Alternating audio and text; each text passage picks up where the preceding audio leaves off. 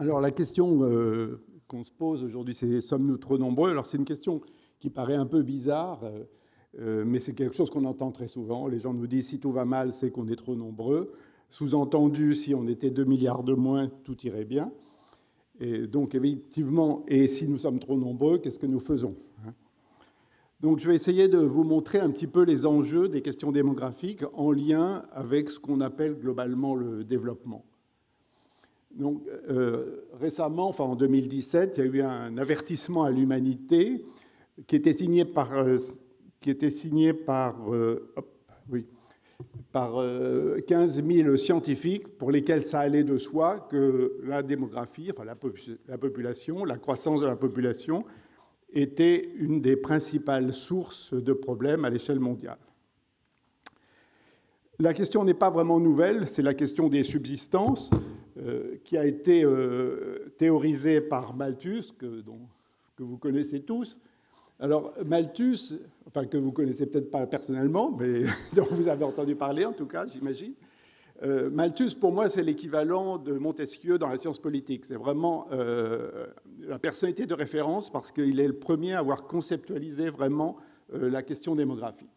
Et il l'a conceptualisé à partir en comparant les vitesses de croissance des subsistances et les vitesses de croissance de la population, avec ce qui correspond au tableau en bas, des vitesses très différentes, puisque les subsistances augmentent selon une progression arithmétique, c'est-à-dire 1, 2, 3, 4, 5, et la population, le potentiel de croissance de la population, augmente selon une progression géométrique, c'est-à-dire de doublement à chaque intervalle, 1, 2, 4, 8, 16. Et vous voyez qu'au bout de 100 ans, déjà, le décalage entre la population, le rapport est de 16 à 5. Alors évidemment, c'est un potentiel, puisque de toute façon, la population va buter sur les subsistances. Et à ce moment-là, il va y avoir ou de la mortalité, ou si les gens anticipent, ils vont se marier moins, avoir moins d'enfants, de manière à assurer l'équilibre.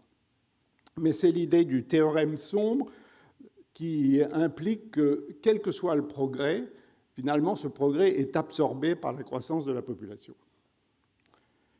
Alors, Malthus avait publié dans la deuxième édition de son essai sur le principe de population, en 1803, un texte qui s'appelle « Grand banquet de la nature », disant que si les gens étaient à un banquet et qu'il y avait des nouveaux arrivants, que toutes les places étaient prises, il y avait des nouveaux arrivants, et si on avait pitié d'eux et qu'on les acceptait, ça allait attirer des nouveaux arrivants encore, et finalement, ça allait gâcher le banquet. Donc c'est quelque chose qui lui a été beaucoup reproché, si bien qu'il l'a supprimé dans les éditions ultérieures de son essai, qui ont été assez nombreuses. Mais donc c'était l'idée que ceux qui sont en place ont une légitimité par rapport à ceux qui sont à venir. Et c'est complètement en opposition avec le rapport Brundtland, qui était Our Common Future, et l'idée du développement soutenable, c'est qu'on doit veiller aujourd'hui à ne pas compromettre les possibilités de développement de manière à ce que les générations futures puissent répondre à leurs besoins. Donc ça, c'est vraiment un point très fort. Et pour vous montrer que Malthus, ce n'est pas de l'histoire passée, ça c'était un article du Wall Street Journal montrant l'actualité de Malthus. Il y a toujours ces préoccupations de cette croissance de la population. Alors, pour l'illustrer, cette croissance de la population, ça, c'était la croissance de la population. Alors, avant 1800, il a fallu des milliers, voire des millions d'années pour arriver à 1 milliard d'habitants. On y est arrivé à peu près en 1800. Et à partir de 1800, la croissance de la population s'est accélérée.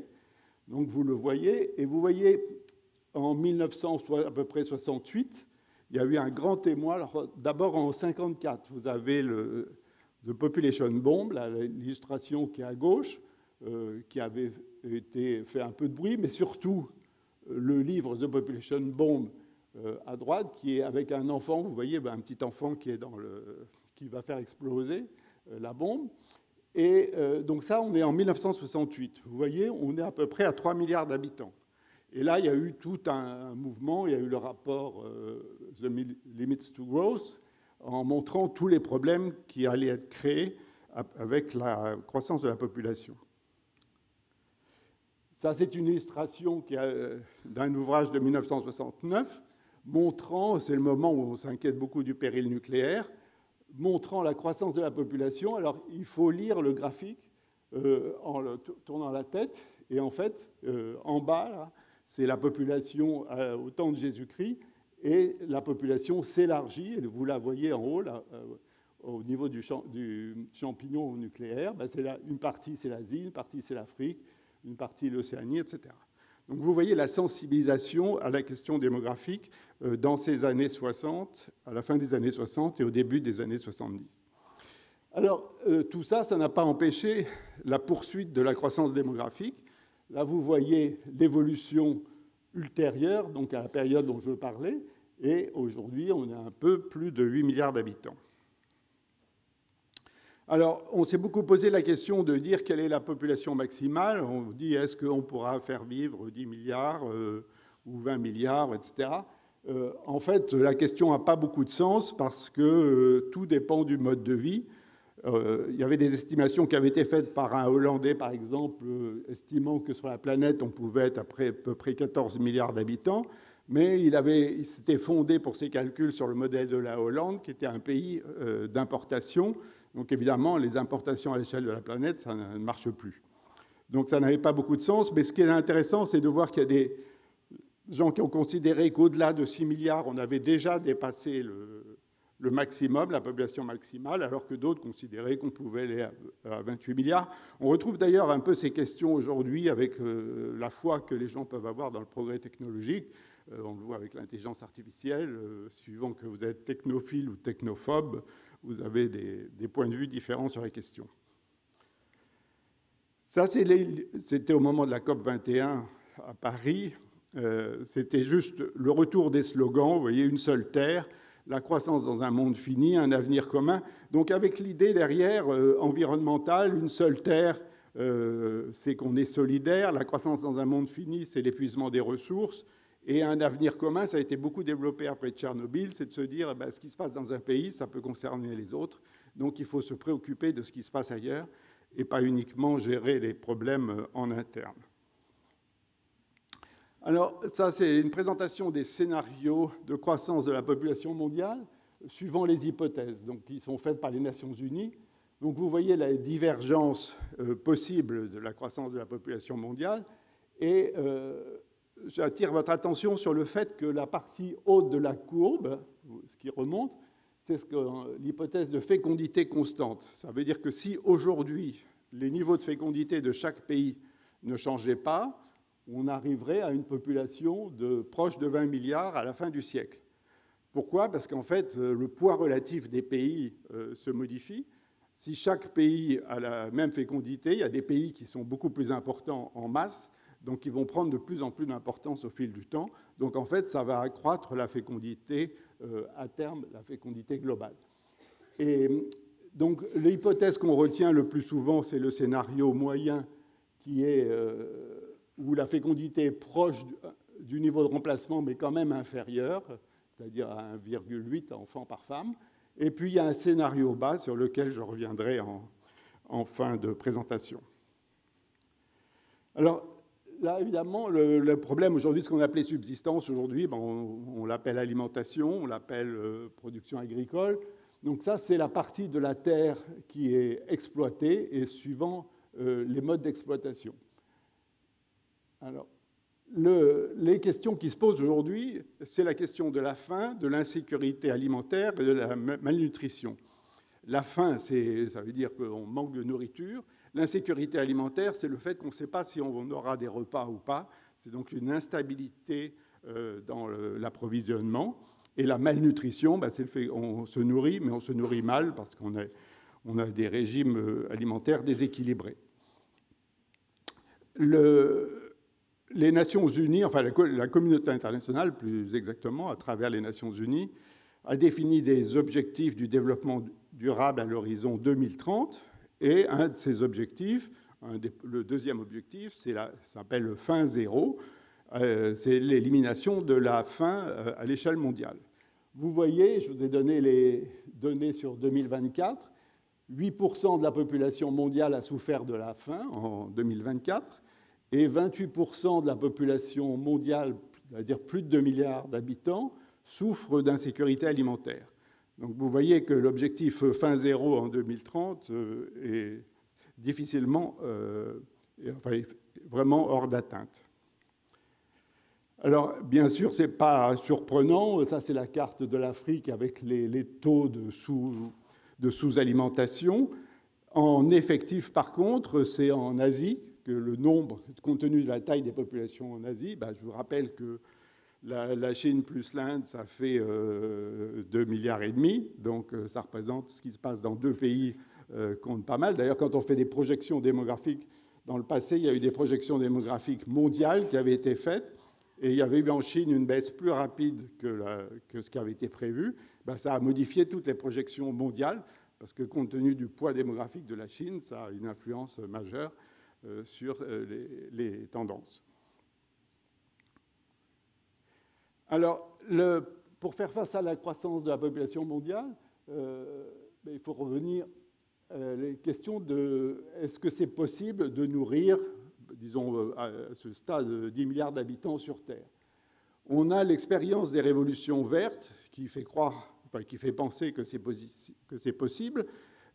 Alors, je rappelle, les révolutions vertes étaient fondées sur la mise au point de variétés à haut rendement, sur l'irrigation, sur les pesticides et sur l'utilisation d'engrais.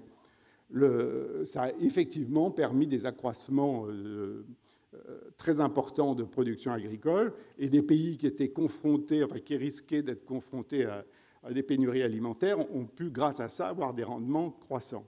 Ce qu'il y a, c'est depuis, on a pris conscience du fait que ça entraînait une perte de variété, ça entraînait une consommation d'eau considérable et une pollution des eaux et des sols.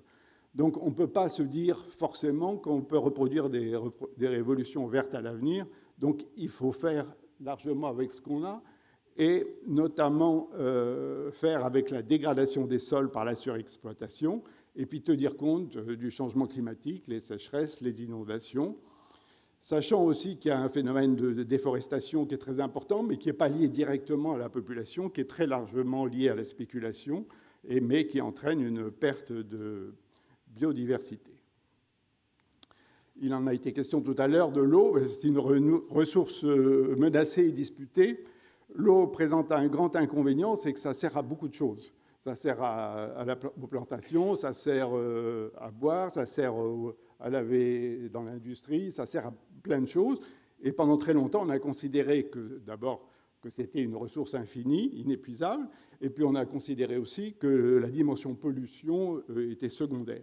Donc tout ça a entraîné un gaspillage considérable, et aussi l'urbanisation a entraîné une consommation d'eau.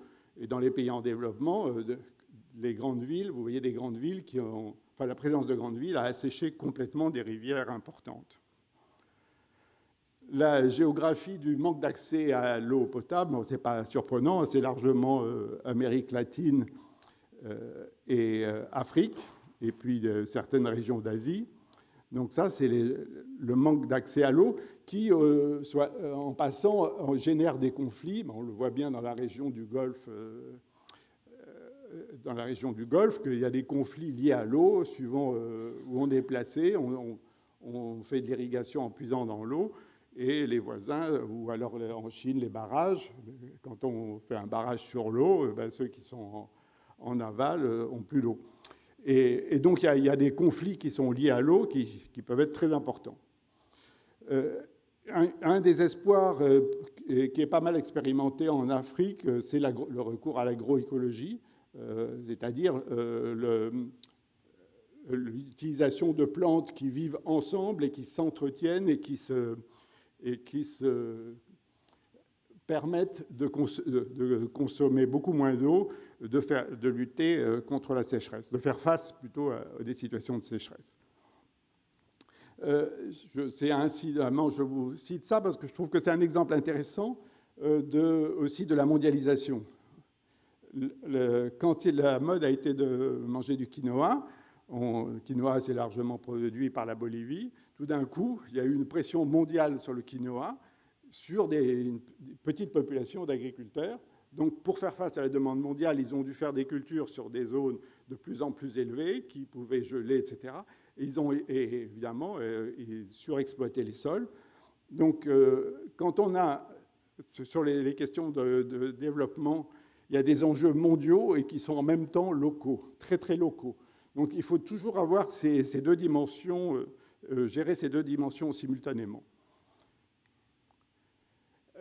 Alors, cet exemple-là que je vous donne, c'est pour vous montrer, parce que ce n'est pas si facile de savoir comment agir, c'est l'exemple de la ressource halieutique. Il y a en fait des conflits de rationalité. Quand vous avez moins de poissons à pêcher, vous avez deux solutions.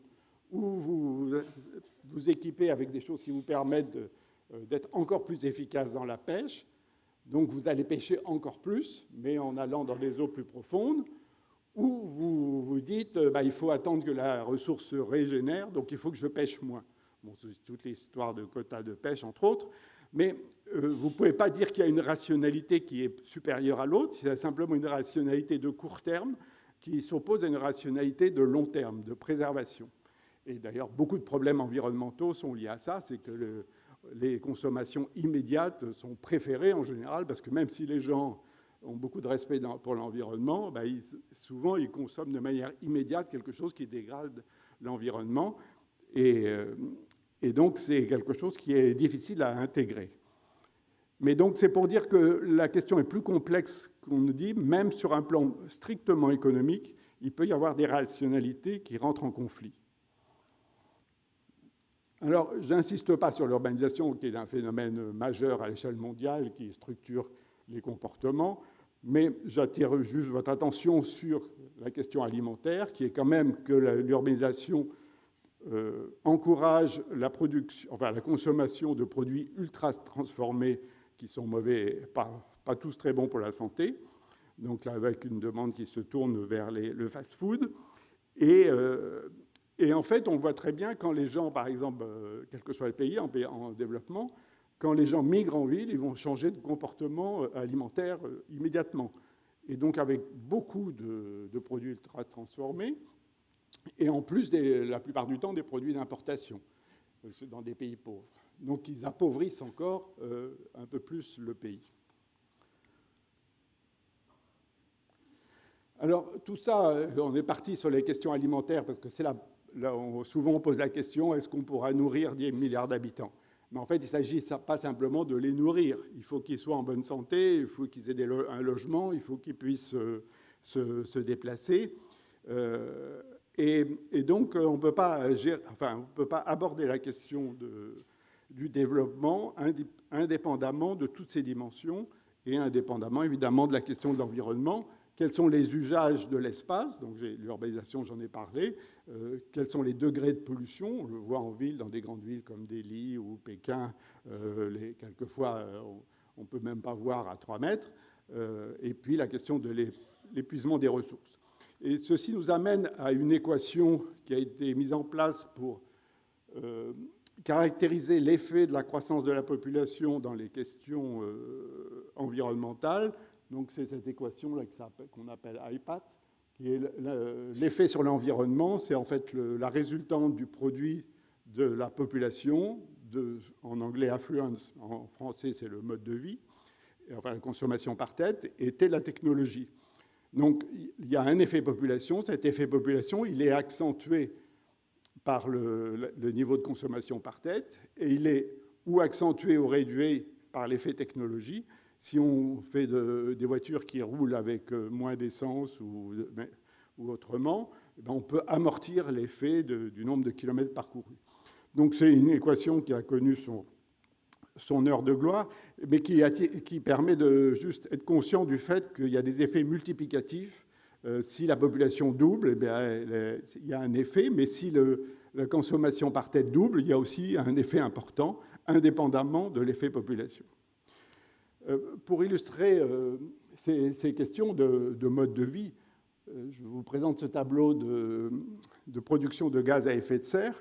Si on regarde la consommation totale des émissions de gaz à effet de serre, en mégatonnes équivalent au dioxyde de carbone par an, vous voyez que le premier producteur de gaz à effet de serre, c'est la Chine, devant les États-Unis, ensuite vient l'Inde, puis l'Union européenne. Mais si vous le regardez par tête, vous voyez que le premier, c'est les États-Unis. C'est le plus gros producteur de gaz à effet de serre par tête. Donc ça vous résume la problématique démographique. C'est qu'effectivement, quand vous êtes très nombreux, vous produisez. En plus, la Chine s'est tournée vers une industrialisation entre guillemets sale, donc qui n'est pas du tout respectueuse de l'environnement. Mais aux États-Unis, c'est les niveaux de consommation par tête qui font que la production par tête est élevée. Alors, puisque vous parlez du climat, ce petit schéma montre les connexions entre le changement climatique et la population. Donc, la population agit sur le climat à travers les consommations et à travers le système technologique, suivant, puisqu'on a dit, un biologiste avait dit qu'en fait, avec le progrès technique, on avait rompu la circularité sur Terre, c'est-à-dire qu'on produisait des biens de plus en plus difficilement recyclables. Et donc, la technologie peut avoir un effet négatif sur l'environnement, et en l'occurrence le climat, ou au contraire un effet positif si on met en place des dispositifs qui sont plus économes. Ceci étant, on fait rarement le bilan jusqu'au bout des avantages de la technologie. Parce que souvent, on regarde l'effet immédiat, les panneaux solaires, c'est bien immédiatement, mais si on regarde la production, comment c'est fait, d'où ça vient, d'où viennent les ressources, etc., on a une vision qui est quand même nettement différente. Et puis, le changement climatique a des effets sur la population, des effets de retour. Donc, c'est un système. Et les effets de retour, c'est à travers, globalement, les questions de santé, mortalité et les questions de mobilité des populations. Donc, ce qu'on appelle les migrations climatiques ou les migrations environnementales. Ça, je vous montre ce petit graphique sur l'évolution des déplacements annuels liés à des désastres environnementaux. Simplement par rapport au fait qu'on a beaucoup parlé des migrations climatiques, et même il y avait un homme politique qui avait dit en 2030, il y aura 1 milliard de migrants climatiques. Bon, ça ne voulait absolument rien dire. Dans la réalité, les gens ne changent pas de place si facilement que ça. Moi, j'ai travaillé beaucoup sur les catastrophes naturelles. Ben, les gens, ils partent, mais ils essaient de revenir à tout prix. Et donc ça, cette courbe vous montre l'évolution des déplacements annuels liés aux désastres, aux catastrophes naturelles. Et en fait, bien sûr, ça dépend aussi du fait qu'il y a des désastres ou pas, les variations annuelles, mais vous voyez que ça reste pas, ce ne sont pas des chiffres considérables. Enfin, c'est important, mais on est très souvent autour de 20 millions, et puis il y a une année où on est passé à 45 millions. Mais ça, ce sont des déplacements, c'est-à-dire que les gens sont partis parce qu'il y avait, par exemple, un tsunami ou le passage d'un cyclone. Mais si vous regardez les stocks, parce que là, ce que je vous ai montré avant, ce sont des flux, c'est-à-dire des gens qui se déplacent, et puis il y a les stocks, c'est-à-dire des gens qui sont déplacés. Et là, si on regarde les gens qui sont déplacés en fin de période, vous voyez que les désastres environnementaux, ça représente 10 milliards, alors que les guerres et les conflits, ça en représente 74 millions. Donc vous voyez que l'effet des conflits, par exemple en Afrique, et les déplacements de population considérables liés aux conflits, ben les gens sont déplacés et ils restent déplacés. Tandis que dans les catastrophes environnementales, évidemment ça dépend aussi du type de catastrophe, mais la plupart du temps, les gens reviennent. Même d'ailleurs dans les Tchernobyl, les gens ont eu beaucoup de mal, même à Fukushima, à éviter que les gens reviennent, même sachant que les zones étaient dangereuses. Donc il y a un attachement au lieu qui fait que les gens ne partent pas si facilement. Là, ce sont des données sur les migrations internationales, parce que là aussi, on dit, on explique souvent les migrations internationales par le fait, ou la croissance des migrations internationales par la croissance de la population. Là aussi, si on a une vision mondiale et une vision plus locale, on n'a pas le même point de vue. On regarde l'évolution du nombre des migrants internationaux, on les définit comme les gens qui vivent dans un pays différent de leur pays de naissance. Bien, vous voyez qu'entre 1970 et 2024, on est passé à peu près de 85 millions à 300 millions, sachant que la population mondiale a considérablement augmenté. Donc en proportion, on est passé de 2% à un peu moins de 4%. Donc, effectivement, c'est des mouvements importants, mais qui ne sont pas massifs. Et en fait, ce qui est aussi intéressant, c'est de voir que finalement, 12 pays sont les principaux acteurs, si on peut dire, de la migration internationale. Les États-Unis, l'Allemagne, l'Arabie saoudite, le Royaume-Uni, la France, l'Espagne, le Canada, les Émirats arabes unis, l'Australie, la Russie, la Turquie et l'Italie. C'est les gros acteurs en termes de migration internationale. Et dernier point sur cette question, c'est que les migrations, par exemple, on parle beaucoup des migrations entre Afrique et Europe. Alors bien sûr, comme il y a des déséquilibres de taille, peu de migration d'Afrique, ça a un certain effet, un effet certain même sur la situation en Europe. Mais l'essentiel des migrations africaines sont intra-africaines, sont sur le continent africain. Alors, au fond, on dit est-ce qu'on pourra nourrir 10 milliards, mais aujourd'hui, la question, c'est est-ce qu'on sera finalement 10 milliards. Ça, ce sont des points qui correspondent à des zones de peuplement et avec les points, la couleur des points correspond au niveau de fécondité. Donc, vous ne voyez peut-être pas très bien les couleurs, mais l'idée, c'est que quand le point, il n'y a rien dedans, ça veut dire qu'on est en dessous, nettement en dessous du niveau de remplacement des générations. Ça veut dire que le phénomène de dénatalité qu'on connaît en Europe ou en Asie de l'Est, c'est un phénomène qui se mondialise beaucoup.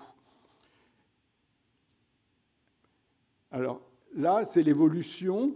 Quand je vous ai parlé des scénarios de croissance de la population mondiale des Nations Unies, je vous ai dit qu'il y avait un scénario bas qui correspond à la fécondité européenne, en gros. Donc ça, c'est l'hypothèse qui est derrière ce scénario. Et à quoi elle correspond? Ça, c'est l'évolution, ça vous ramène un peu à votre sujet, l'évolution du rapport des 65 ans et plus par rapport aux moins de 15 ans. Dans ce scénario de basse fécondité, évolution à long terme.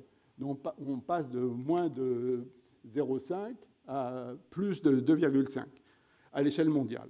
Alors, qu'est-ce que ça veut dire? Ça renvoie à tous les débats aujourd'hui sur la dépopulation, sur la dénatalité. Est-ce que finalement la dénatalité baisse la pression sur la Terre? Alors, il y a les mouvements sur la décroissance défendent cette idée, ce qui est tout à fait une idée acceptable, mais modulo le fait qu'il faut accepter la seconde idée que ça veut dire un vieillissement intense de la population mondiale. Et vous voyez avec une évolution très très marquée. Donc toute la dimension peut-être environnementale qui sera moindre, qui sera moins importante, elle sera compensée, ou en tout cas elle conduira à un autre défi qui est celui du vieillissement à une échelle planétaire. Alors, donc ce scénario pose des questions, effectivement, moindre pression agricole, un gain pour l'environnement en effet mode de vie, mais qui travaille pour qui? Diminution de la population active, qui prend soin de qui? Parce qu'à l'échelle planétaire, on ne va pas aller chercher des migrants. Autant à l'échelle d'un pays, on peut dire on fait venir des gens d'ailleurs, mais à l'échelle planétaire, on ne fera pas venir des migrants. Donc ça veut dire qu'il faudra une gestion mondiale du vieillissement. Donc en conclusion, je dirais qu'il y a un consensus sur la possibilité de nourrir 10 milliards d'habitants. Bon, l'importance de l'enjeu environnemental, ça ne vous surprend pas, l'usage des terres, l'eau. L'incertitude sur l'évolution des modes de vie, les régimes alimentaires, c'est un enjeu important. Une question sur laquelle je voudrais attirer votre attention, c'est la question de la solvabilité des populations. Parce qu'il ne suffit pas de dire à l'échelle mondiale on peut nourrir 10 milliards d'habitants, mais il faut aussi que les populations en question, enfin que les pays soient en mesure de se procurer la nourriture dont ils ont besoin. Or, ce n'est pas si simple. Je veux dire, quand ils n'ont pas de revenus ou très peu de revenus, ils n'ont pas le recours aux importations. Singapour importe toutes ses ressources, mais le Mali ou le Niger ne sont pas en mesure d'importer toutes les ressources dont elles peuvent avoir besoin. Et donc, s'il y a une moindre pression sur la Terre en cas de dépopulation, il y a deux défis majeurs qui sont de faire face à la diminution de la population active et de gérer le vieillissement démographique. Voilà, je vais m'arrêter là. Je vous remercie. Merci beaucoup. Merci, merci Monsieur Véron. On va avoir le temps pour une ou deux petites questions dans la salle. Alors, si vous voulez bien lever la main, si vous avez petites questions, des petites questions. Voilà, on doit rattraper un petit peu le retard prévu. Alors, on va faire passer des micros. Mesdames, Messieurs, est-ce que vous avez des questions? Merci. Oui, bonjour. Non, simplement, je pense qu'on était plusieurs à se poser la question. Il y a eu un graphique où vous avez parlé des États-Unis par rapport au poids de la Chine. Et en fait, on a tous remarqué que la Russie avait aussi un point important. On était à 18. Est-ce que vous pourriez revenir sur ce point-là et apporter quelques précisions? Ça m'a intrigué aussi, franchement. C'est beaucoup l'industrialisation. C'est le fait que ce sont des pays dans lesquels il y a très peu de respect des normes environnementales. Donc on produit beaucoup avec du charbon en Russie. Et donc il y a des villes qui sont noires de pollution. Donc il y a vraiment cet effet, aussi bien Chine que Russie, c'est vraiment l'effet industrialisation non respectueuse de l'environnement. Et l'effet États-Unis, c'est vraiment consommation par tête, les niveaux de consommation. Mais le résultat est comparable. Madame, juste derrière. Oui. Oui, moi je voulais une précision. Vous n'avez pas parlé de l'impact de l'espérance de vie. Je voulais savoir si vous aviez fait des études entre l'espérance de vie et la pollution, l'impact sur l'environnement. Alors en général, l'espérance de vie n'est pas un indicateur très sensible. Alors, même au moment du Covid, il y a eu un effet sur l'espérance de vie, mais un effet assez limité. L'effet, ce qui va être sensible, c'est la morbidité dans ces questions-là. Et donc, ce n'est pas le même indicateur. Alors, vous savez, sur l'espérance de vie, il y a des indicateurs, mais plutôt qui sont tournés sur la question du vieillissement, le vieillissement en santé, etc., l'espérance de vie en santé. Mais sur des indicateurs de pollution, et je trouve que c'est quand même un domaine sur lequel on n'est pas très équipé en termes de données, parce que tout ce qui est morbidité n'apparaît pas. Autant ça apparaît dès qu'il y a quelque chose sur l'espérance de vie. Par exemple, quand il y avait eu le développement du sida en Afrique, l'espérance de vie avait vraiment baissé de 5 ou 6 ans. Mais sur les questions d'environnement, puis en plus c'est assez difficile parce que c'est difficile d'isoler un facteur. Et c'est ça toute la problématique, c'est qu'en général, il y a différentes choses qui se combinent. Mais pour répondre directement à votre question, l'espérance de vie, ce n'est pas un indicateur suffisamment sensible pour qu'on puisse apprécier des effets environnementaux sur la santé qui ne sont pas létaux. Bien. Eh bien, merci beaucoup, Monsieur Véron. Je pense qu'on peut vous applaudir